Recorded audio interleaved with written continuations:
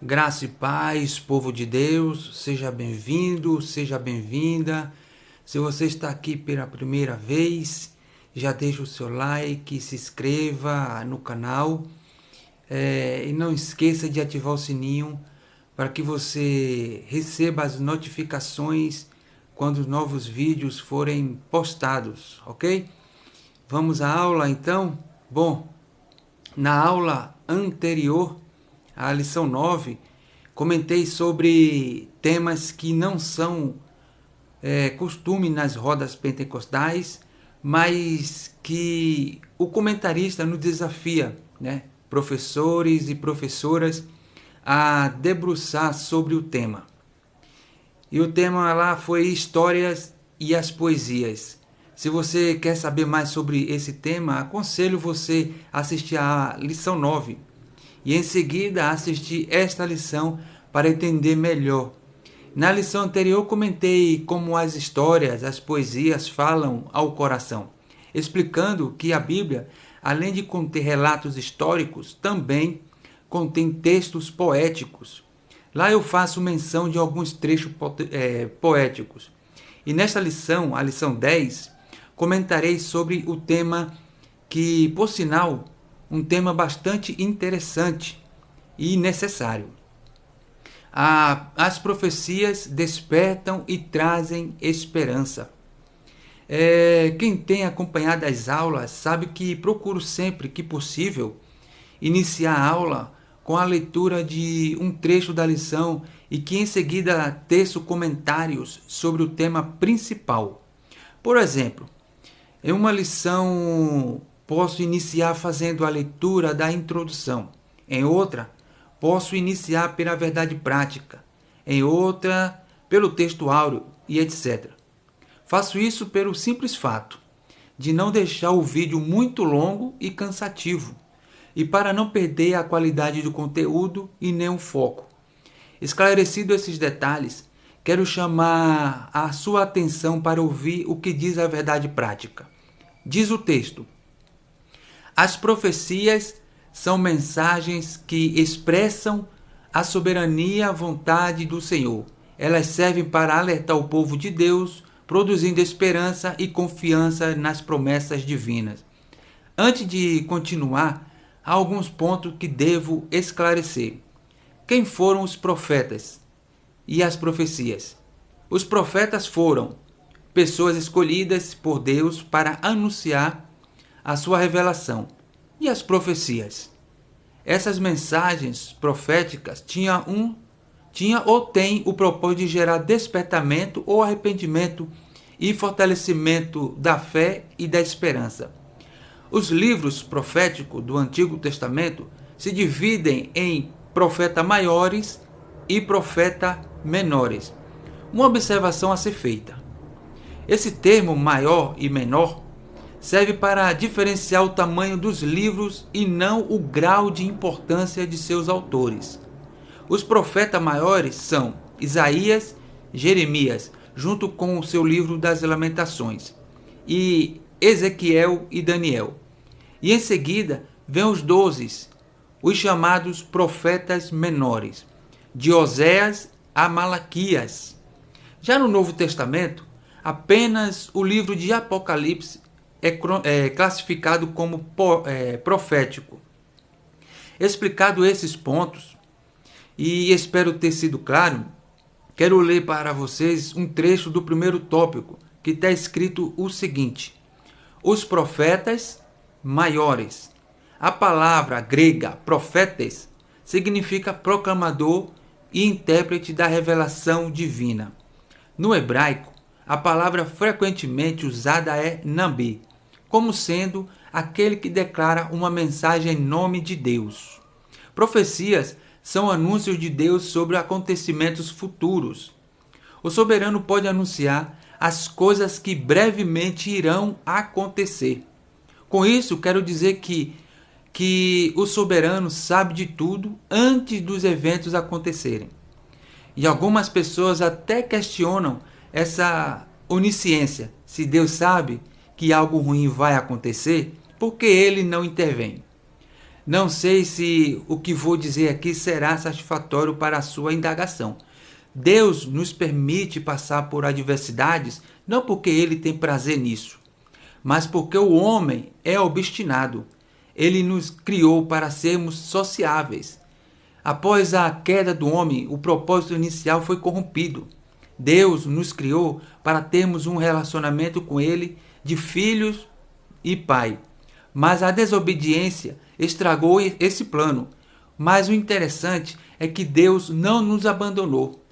Em toda a história podemos perceber a busca de Deus por nós. Se as coisas estão do jeito que está, não é culpa de Deus, mas nossa, que somos obstinados e gananciosos. A princípio, é desesperador presenciar tudo que este mundo passou e está passando. Mas digo a você, não temas, lembra do que eu disse? Que a culpa não é de Deus por estarmos vivenciando tudo que está aí? Lembra também que eu disse que Deus não nos abandonou e que Ele nos busca? A esperança, ela está descrita em toda a Escritura Sagrada, a Bíblia. Lembra que eu disse que, por causa da queda do homem, o mundo sofre até hoje? Pois é, a Bíblia, ela começa com um desastre, mas termina com uma restauração. As profecias apontam para esta restauração. Deus, no princípio, vinha ao entardecer todos os dias para socializar com o homem. Após a queda, Deus passou a se comunicar à distância. Depois, por meio dos profetas. E por último, por meio de seu Filho, Jesus Cristo. E este, a esperança de todos, aqueles que crêem. Outra coisa que preciso dizer é que Deus irá fazer o que quiser cumprir o seu propósito. E tudo isso para que todos que confiam nele não pereçam.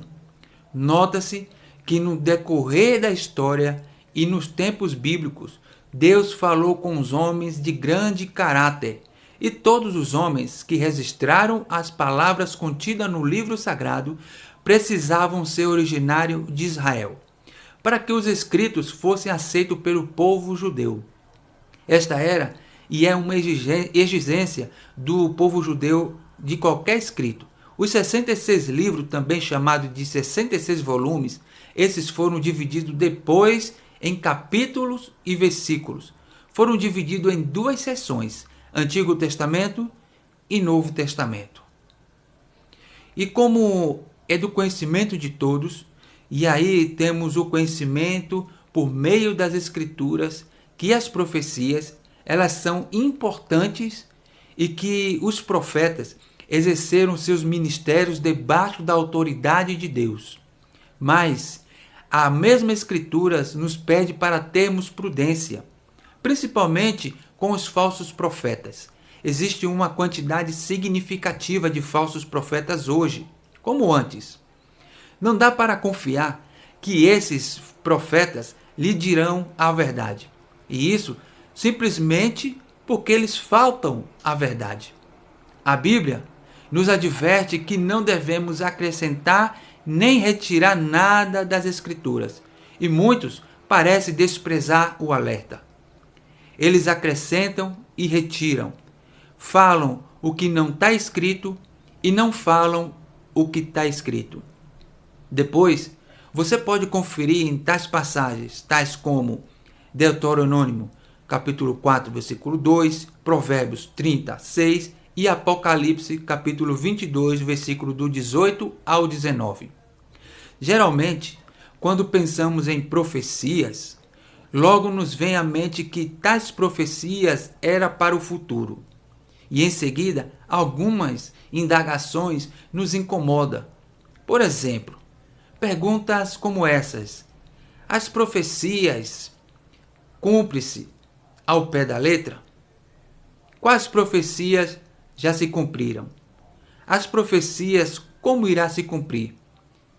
Você já se pegou pensando desta forma? Esses tipos de perguntas quase sempre nos vêm à mente. E aí, quando pensamos que é só isso, vem algumas outras passagens para nos deixar mais confusos. A Bíblia, de Gênesis a Apocalipse, está cheia de profecias, e nelas estão contidas símbolos e mais símbolos. Mas não precisamos nos desesperar ou interpretá-los individualmente. E isso porque eles estão muitas vezes interpretados para nós. Alguns símbolos têm autoexplicação em seus contextos e outros em passagens diferentes nas Escrituras. Mas o ponto central aqui é: por que estudar as profecias? E por que elas falam ao coração? Estamos vivendo tempos perigosos. Existem alguns segmentos que são tidos como os verdadeiros, enquanto as profecias das Escrituras Sagradas são desprezadas. Quando previsões de astrólogos da nova era, tais como médiuns, místicos e paranormais, estes são tratados até como verdadeiros, e assim tudo fica ainda mais confuso, fazendo com que muitas pessoas, às vezes, até mesmo pessoas que professam ser cristãos, não é verdade? Se confundirem. O que nos leva para o segundo subtópico. Os profetas Isaías e Jeremias, suas profecias. Isaías e Jeremias profetizaram no reino de Judá. Isaías denunciou a rebeldia do povo e apontou o cativeiro como juízo divino. Isaías 5. Também predisse o retorno de Judá do exílio. Isaías 48. Também profetizou a respeito de Cristo, tal como o seu nascimento de uma virgem. Lá em Isaías 7 fala sobre isso. Continuando, no terceiro subtópico, os profetas Ezequiel e Daniel profetizaram na Babilônia. Judá estava no exílio e tinha o coração obstinado, descrito lá em Ezequiel 2. O propósito de Deus de levantar Ezequiel foi para os admoestar no cativeiro. Deus quis lembrá-los de que a restauração requereria arrependimento, além de prenunciar a Cristo como pastor e rei. Ezequiel capítulo 34. Abra um parêntese aqui para dizer o seguinte: a Bíblia foi escrita para todas as pessoas e Deus deseja que todas a entendam e entendam principalmente as profecias bíblicas. E é muito importante que você saiba a urgência de entender as profecias bíblicas. Fecha o parêntese. Vamos aqui ao segundo tópico: os profetas menores. Os profetas do Reino do Norte. 2 profetas menores profetizaram para Israel: Amós e Oséias. Falarei primeiro de Amós. Ele profetizou quando Israel vivia grande prosperidade. Contudo, Deus reprovava as ações do povo, tais como suborno, corrupção e injustiça. Em razão disso, Amós vaticinou um cativeiro como julgamento. Amós capítulo 6. Já Oséias condenou a infidelidade de Israel como uma meretriz. Traiu e abandonou o Senhor para seguir o caminho da idolatria, da luxúria, do homicídio, do roubo e da opressão. Quando você tiver um tempo, confira os livros de Amós e Oséias. Os profetas pré-exílio, os profetas de Judá pré-exílio, foram 4. O profeta Joel, que pregou o arrependimento e profetizou o derramamento do Espírito Santo, Joel capítulo 2. Este que é tido como o profeta do avivamento. O profeta Miqueias, que denunciou a falsa espiritualidade. Você pode conferir os capítulos de Miqueias, capítulo 2 e 3. Anunciou a destruição de Jerusalém, o cativeiro babilônico e a restauração de Judá. Já o profeta Abacuque, que reclamou da violência, do litígio e da sentença distorcida, você pode conferir o capítulo 1 de Abacuque. Já o profeta Sofonias apontou os pecados dos príncipes, a destruição no grande dia do Senhor. Confira os capítulos 1 e 3 de Sofonias. Todas as profecias abordam o juízo, mas enfatizam a misericórdia divina em prover o livramento. Falei dos profetas pré-exílio. Agora, vamos falar um pouco sobre os profetas pós-exílio. Estes são 3.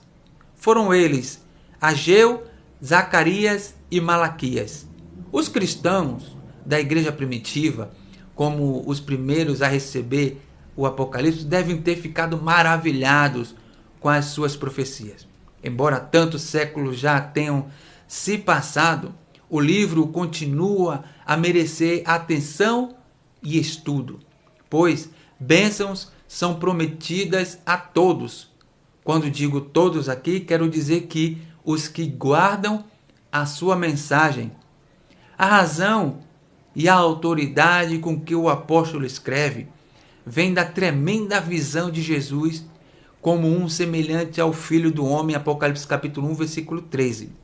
Lee Strobel diz o seguinte: centenas de anos antes do nascimento de Jesus, os profetas prenunciaram a vinda do Messias, ou do ungido, que redimiria o povo de Deus. Na verdade, dezenas destas profecias do Antigo Testamento criaram uma impressão digital que só condiz com a do verdadeiro Messias. Isso deu a Israel uma maneira de expulsar impostores e validar as credenciais do autêntico Messias. Vamos para o 4º subtópico. Do 2º tópico, os demais profetas, o profeta Jonas, foi enviado para pregar em Nínive, a capital da Assíria. A mensagem era de destruição, por causa da maldade do povo, Jonas 3. Porém, a nação se converteu e Deus cancelou o juízo sobre ela. Você pode conferir isso no capítulo 3 de Jonas. Contudo, 150 anos depois, Naum profetizou a condenação de Nínive, Naum capítulo 1. Também os assírios foram destruídos pela insistência em praticar a crueldade. Quanto ao profeta Obadias, ele denunciou a soberba dos edomitas. Os edomitas, esse povo, aquele povo que tinha particularidade, eles eram descendentes de Esaú, você bem sabe, e todas as vezes que ocorria guerras em que Israel estavam envolvidos, os edomitas se aliavam aos inimigos de Israel e praticavam violência contra seus irmãos israelitas. Obadias capítulo 1. Por essa razão, Deus os condenou à destruição, enquanto Israel seria restaurada. Obadias capítulo 1 também você pode conferir.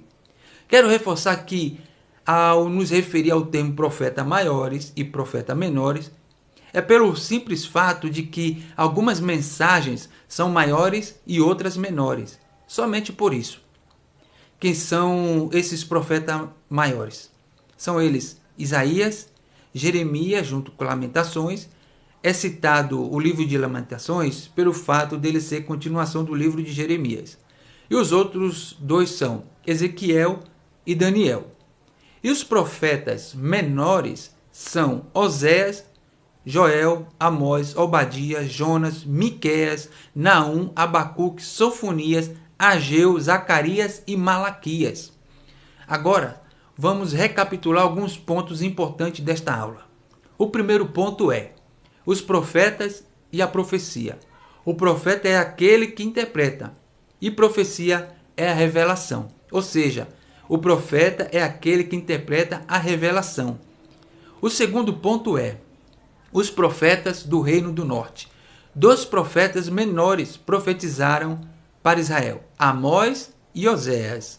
Eles apregoaram contra a nação, denunciaram a injustiça, a corrupção e que eles seriam levados para o cativeiro, mas profetizaram que Deus restauraria a nação. O terceiro ponto é o livro das profecias. Cristo disse a João: escreve as coisas que tens visto e as que são, e as que vão acontecer. Apocalipse capítulo 1, versículo 19. Significando o registro do passado, do presente e futuro. A mensagem dos profetas é de suma importância para despertar o cristão. Nos livros proféticos, a soberania, a justiça e a misericórdia divina estão claramente reveladas. Os fatos narrados comprovam o poder, a autoridade e o controle divino sobre todas as coisas.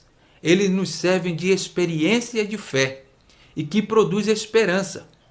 Paulo escreveu sobre isso em sua carta aos Romanos, quando lemos o capítulo 5, versículo 4.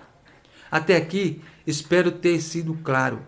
A conclusão desta lição nos fala o seguinte: a mensagem dos profetas é de suma importância para despertar o cristão.